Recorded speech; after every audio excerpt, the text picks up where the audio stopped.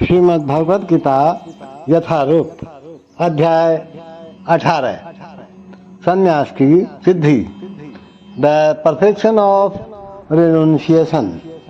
श्लोक 20। भगवान इस श्लोक में अर्जुन को बता रहे हैं कि कौन सा ज्ञान सात्विक होता है। सर्वभूतेषु येनेकं भावमव्यमीक्षति अव्यक्तं विभक्तेषु तज्ज्ञानं विद्धि सात्विकम्। सर्वभूतेषु येनेकं भावम् अव्यमीक्षति अविविक्तम् अविविक्तेषु तज्ज्ञानं विद्धि सात्विकम्।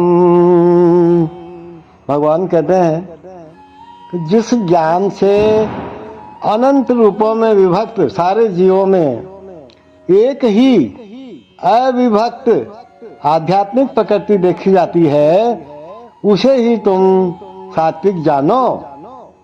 क्या कह रहे हैं भगवान? जो व्यक्ति हर जीव में, चाहे वह देवता हो, मनुष्य हो, पशु पक्षी हो या जल जंतु अथवा पौधा हो, एक ही आत्मा को देखता है, उसे सात्विक ज्ञान प्राप्त रहता है।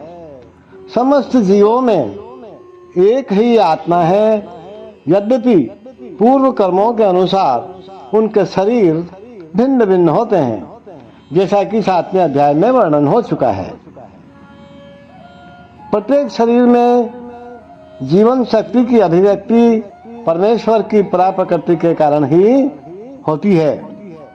उस एक परा प्रकृति, उस जीवनी शक्ति को प्रत्येक शरीर में देखना ही क्या है? सात्विक दर्शन है। ये जीवन शक्ति अविनाशी है, भले ही शरीर विनाशील हो। जो आपसी भेद है वह तो शरीर के कारण है, क्योंकि बद्ध जीवन में अनेक प्रकार के भौतिक रूप हैं। अतएव जो जीवन शक्ति, जीवनी शक्ति विभक्त प्रतीत होती है, ऐसा निराकार ज्ञान आत्म साक्षात्कार का एक पहलू है। और Arjun, that knowledge by which one undivided spiritual nature is seen in all living entities, though they are divided into innumerable forms, you should understand to be in the mode of goodness. See, a person who sees one spirit soul in every living being, whether a demigod, human being, animal, bird, beast, aquatic or plant, possesses knowledge in the mode of goodness. In all living entities, one spirit soul is there, although they have different bodies in terms of their previous work.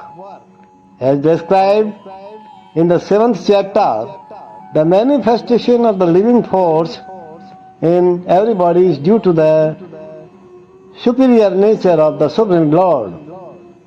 Thus, to see that one superior nature, that living force in everybody, is to see in the mode of goodness. That living energy is imperishable, although the bodies are perishable. Differences are perceived in terms of the body, because there are many forms of material existence in conditioned life. The living force appears to be divided. Such impersonal knowledge is an aspect of self-realization.